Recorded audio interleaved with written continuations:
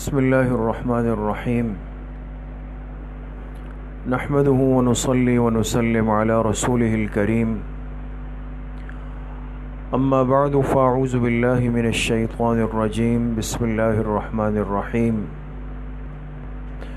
واقصد في مشيك واغضض من صوتك إن أنكر الأصوات لصوت الحمير وقال رسول الله صلى الله عليه وسلم الحياء شعبة من الإيمان صدق الله وصدق رسوله النبي الكريم اللهم صل على سيدنا ومولانا محمد وعلى آل سيدنا ومولانا محمد وبارك وسلم۔ اللہ تبارک و تعالی کا ہم سب پر بہت بڑا کرم اور احسان ہے کہ اللہ پاک کے دین کی بات سننے کی نسبت سے ہم سب یہاں پر جمع ہیں۔ اللہ پاک آپ سب کی اس حاضری کو، اس آنے کو، اس بیٹھنے کو، سننے اور سنانے کو اپنی بارگاہ عالیہ میں قبول فرمائے اور ہم سب کے ظاہر و باطن کی اصلاح کا ذریعہ بنائے۔ اس دنیا میں ہر مسلمان اور ہر انسان کی یہ کوشش ہے کہ وہ ایک سنجیدہ اور خوبصورت زندگی گزار لے۔ ایسی زندگی گزارنا کہ جو زندگی انسان کے لیے شرمندگی بن جائے، ایسی زندگی جو برائے نام زندگی ہو، حقیقت میں شرمندگی ہو۔ کوئی سمجھدار مرد عورت اس کو پسند نہیں کر سکتا۔ آج ہم جتنی محنت اپنے اوپر کرتے ہیں، اپنے ظاہر کے جسم پر، اپنے لباس پر، اپنی بول چال پر، اپنے اٹھنے بیٹھنے پر، اپنے کردار و گفتار پر جتنی محنت آج کے انسان کر رہے ہیں، اس کا مقصد کیا ہے؟ اس کا مقصد صرف ایک ہے کہ میں کسی کی نظر میں برا نہ لگ جاؤں، کسی کو میرا لباس گندا نہ لگے،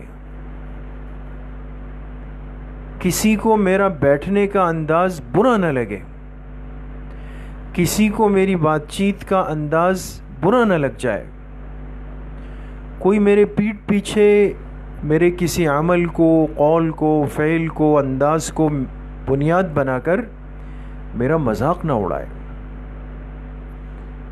اس لیے ہم اس کے لیے کیا کرتے ہیں؟ جب ہم گھر سے نکلتے ہیں تیار ہوتے ہیں، اہتمام کرتے ہیں، سب کچھ اختیار کر لیتے ہیں۔ کیوں؟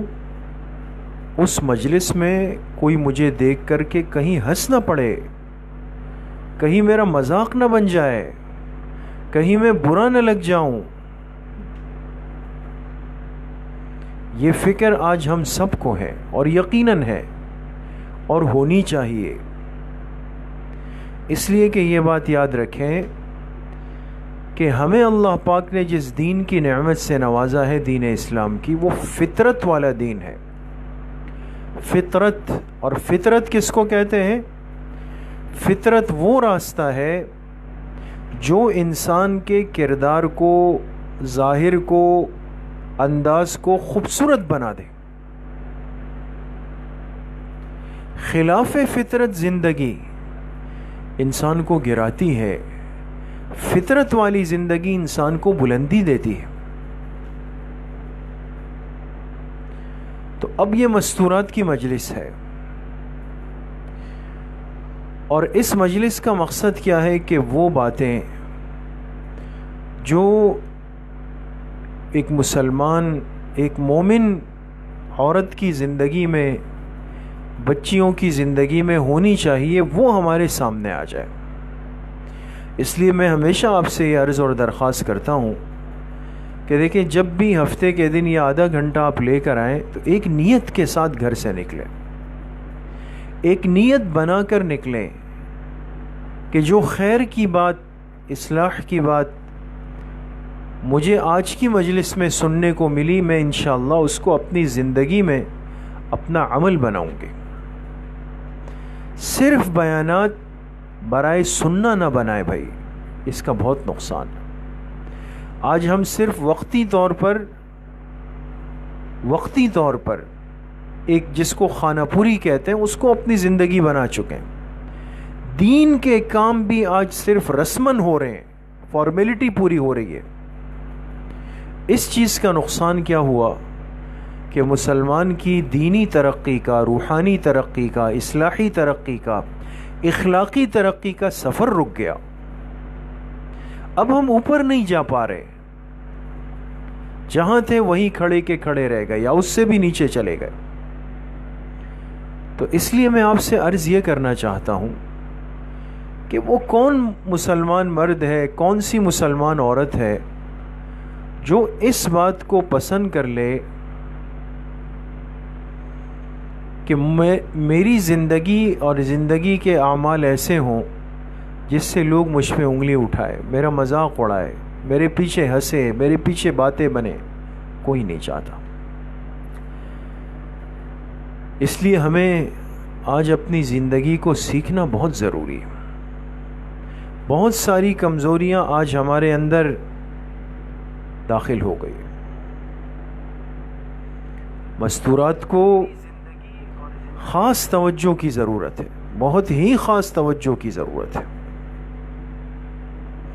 اس لیے کہ اللہ پاک نے عورت کو، مستورات کو اس معاشرے میں ایک بڑا مقام دیا ہے، ایک خصوصیت دی ہے. اس لیے وہ کام نہ ہو کہ جس سے آپ کی ذات متاثر ہو جائے. آج بہت ساری ہماری بچیاں، خاص طور پر اس بات کو سن لیں، ہماری بہت ساری بچیاں ایسی ہوتی ہے کہ جنہیں اپنے اچھے برے کی تمیز اور سمجھ نہیں ہوتی. ان کو لگتا ہے کہ ہم ایسا کر لیں گی، ایسا بول دیں گی، ایسی آواز نکال لیں گی اور ایسا چل لیں گی اور اس جگہ پر بیٹھ جائیں گی اور یہ تڑاخ زبان چلا لیں گی اور بڑی بڑی باتیں کر لیں گی تو شاید ہمارا امیج بہتر ہو جائے گا، ہم اچھی لگیں گی. یقین کریں یہ چیزیں انسان کو داغدار بناتی ہے، متاثر کرتی ہے. عورت کی خوبصورتی اس کی حیا ہے، اس کی حیا ہے، اس کی شرم ہے. اس لیے آج جو مجھے بات عرض کرنی ہے اس مجلس میں کہ ایک مسلمان عورت کی خاص پہچان یہ ہے کہ اللہ پاک نے اس کی آواز کی بھی حفاظت فرمائی. عورت کی آواز اونچی نہ ہو، بلند نہ ہو، غیر مرد تک نہ جائے. اتنا اونچی آواز سے بولنا، آوازیں نکالنا کہ صرف گھر والے نہیں، علاقہ سن رہا ہے. کتنی بڑی کمزوری ہے آج. ہم ایسا بولتے ہیں جیسے ٹیپ ریکارڈر کا والیوم خراب ہو جاتا ہے، اتنی بڑی آواز ہم سے نکلتی ہے. مستورات چیختی چلاتی ہے، گھروں کے اندر، راستوں کے اندر، تقریبات کے اندر. گلی سے گزرنے والے بھی چونک جاتے ہیں، قریب سے گزرنے والے رک جاتے ہیں. پوری بلڈنگ بات سن رہی ہے، پورا محلہ بات سن رہا ہے. تو اس لیے اس معاملے میں احتیاط کریں. قرآن کریم میں حضرت لقمان نے اپنے بیٹے کو نصیحتیں کی ہے. دیکھیے وہ تو ان کا بیٹا ہے نا، مرد ہے، لیکن اس میں دیکھیں کیا فرمایا. نصیحت جہاں ختم ہو رہی ہے، نقطے کی بات یہ سمجھیں. حضرت لقمان حکیم نے جو اس دنیا میں ایک دانا اور حکمت والے شخص گزرے، ان کی باتیں اللہ کو اتنی پسند آئی کہ پوری سورت سورہ لقمان ہے.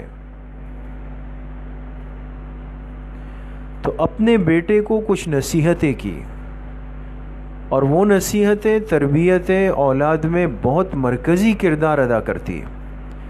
ہمارے ہاں جو عشاء کے بعد درس قرآن کریم کا سلسلہ ہے الحمدللہ کئی سالوں سے، جمعہ اور ہفتے کے دن ہوتا ہے وہ مسجد میں، اور لائیو بھی آتا ہے ہماری مسجد کے پیج پہ. اس میں ہماری سورہ لقمان چل رہی ہے، آج انشاءاللہ ختم ہو جائے گی. تو سورہ لقمان جب شروع ہوئی، میں نے ساتھیوں سے مسجد میں کہا کہ قرآن کریم میں یہ وہ صورت ہے کہ جس کو ایک خصوصیت حاصل ہے، اور آج آپ سے بھی عرض کر رہا ہوں. سورہ لقمان کو ایک بڑی خصوصیت حاصل ہے، اور وہ خصوصیت یہ ہے کہ جو اپنی اولاد کی صحیح اخلاقی اور اصلاحی تربیت کرنا چاہتا ہے، اولاد کی اصلاحی اور اخلاقی تربیت کرنا چاہتا ہے، وہ سورہ لقمان کو پہلے خود سمجھے.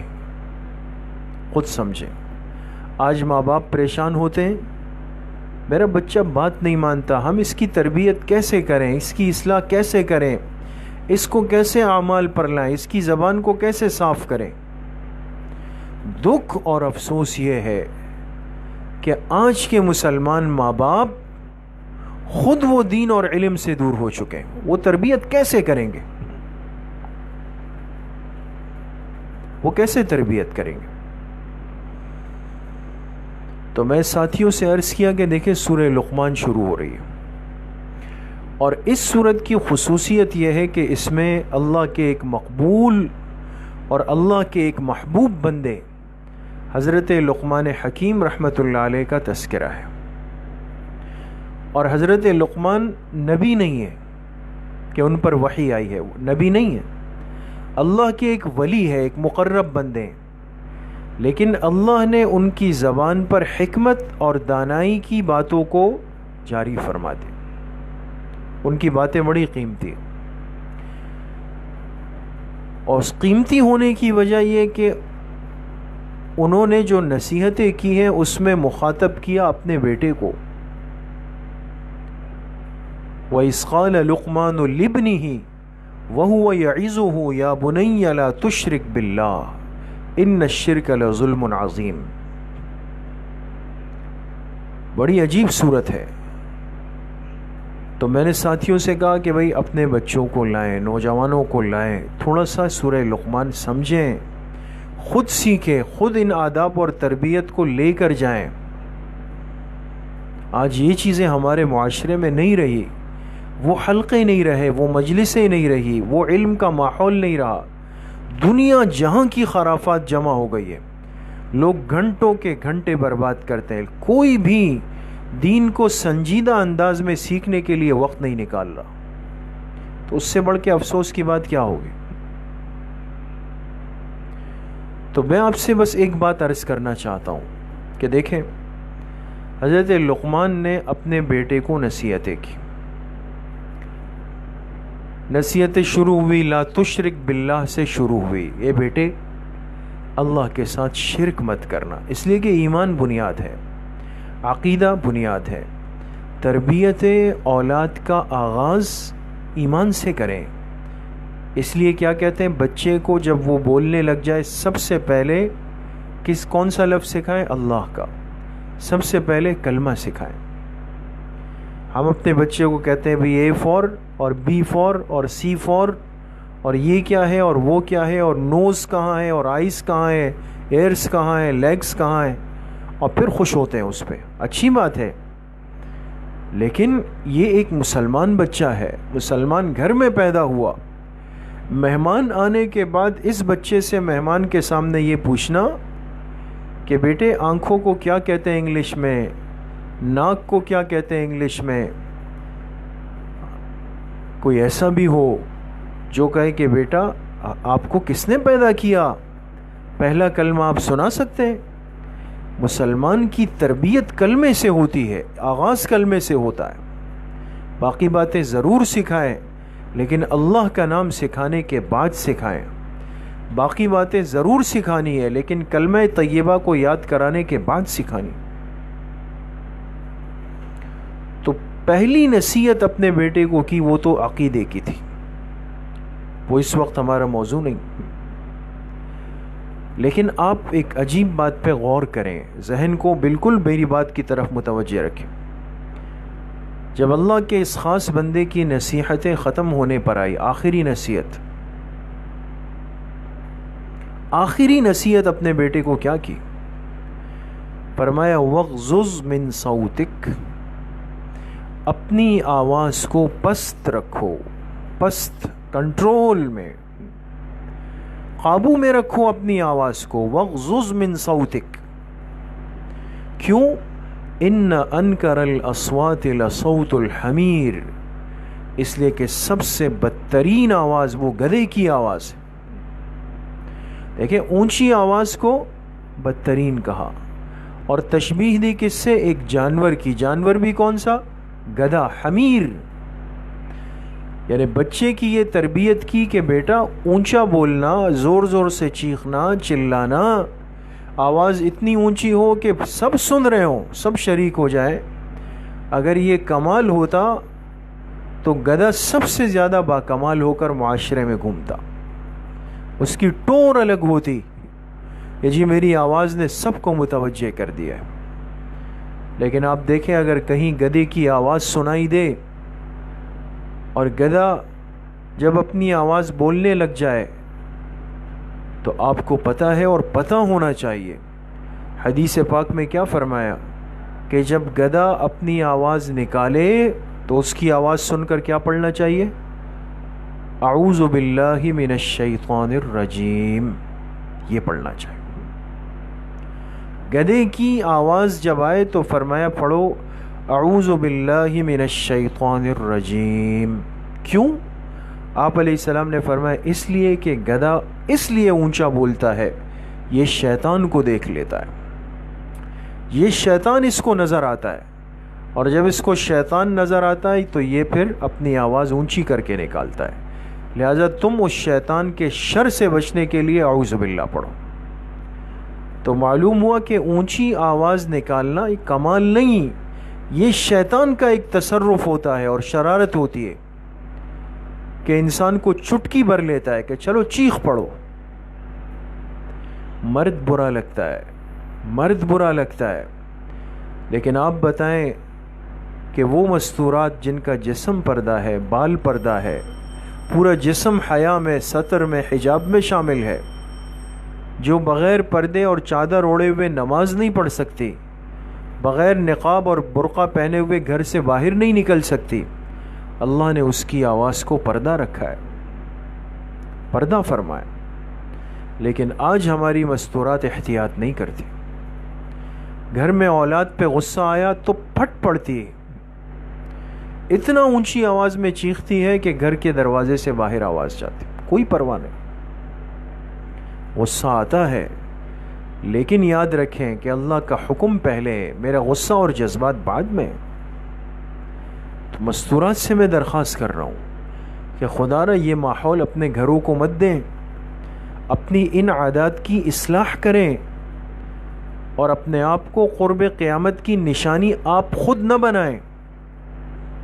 حدیث پاک میں فرمایا جب قیامت قریب آئے گی مردوں کی آواز پست ہوگی، عورتوں کی آوازیں اونچی ہو جائے گی، عورتوں کی آوازیں اونچی ہو جائے گی. آج دیکھیں نا، عورت کی آواز اونچی ہے، ہر جگہ بیٹھ کے اونچی ہے.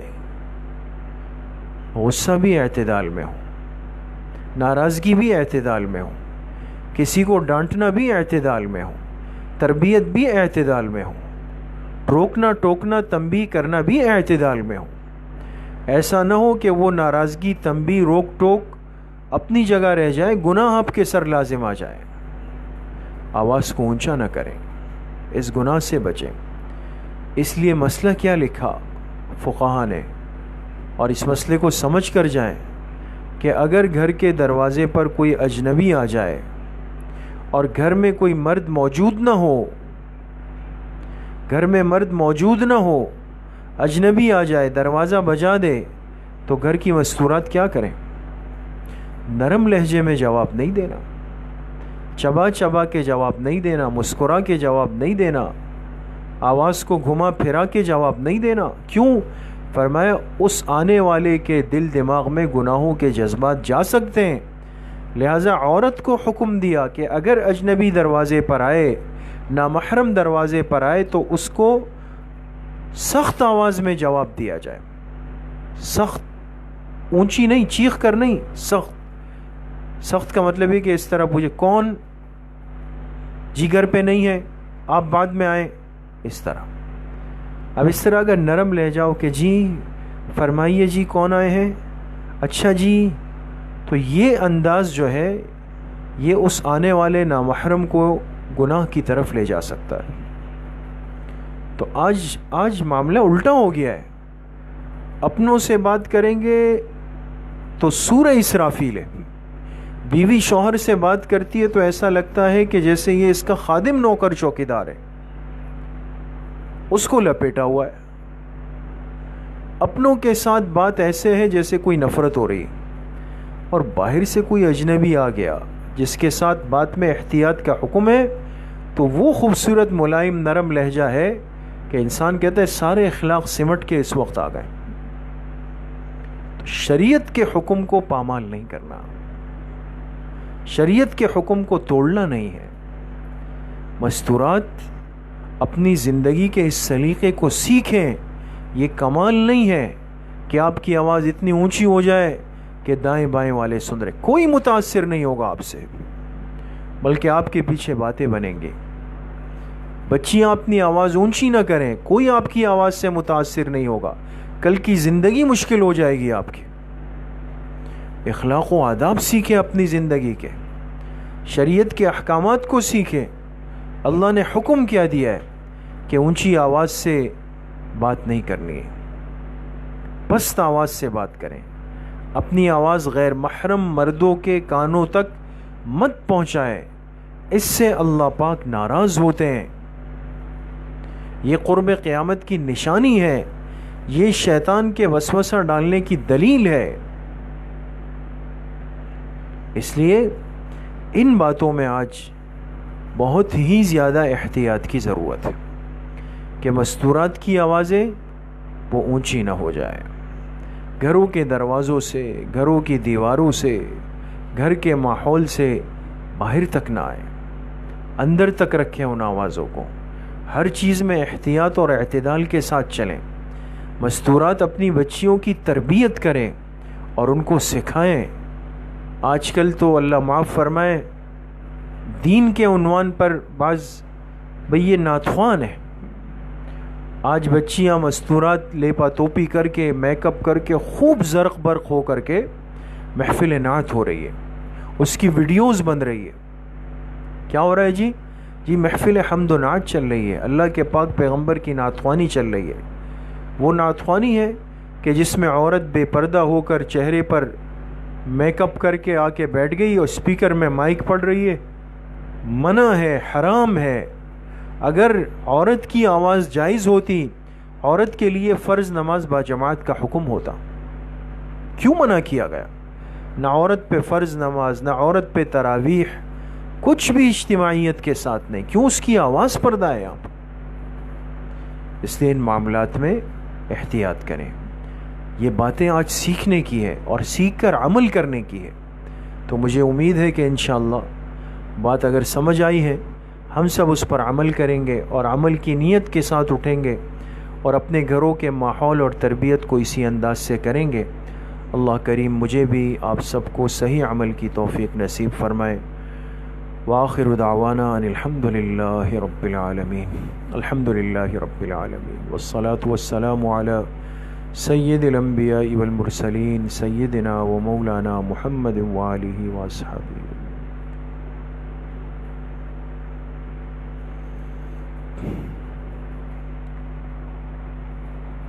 وصلی اللہ وسلم علی نبینا محمد وآلہ واصحابہ اجمعین برحمتک یا ارحم۔ السلام علیکم۔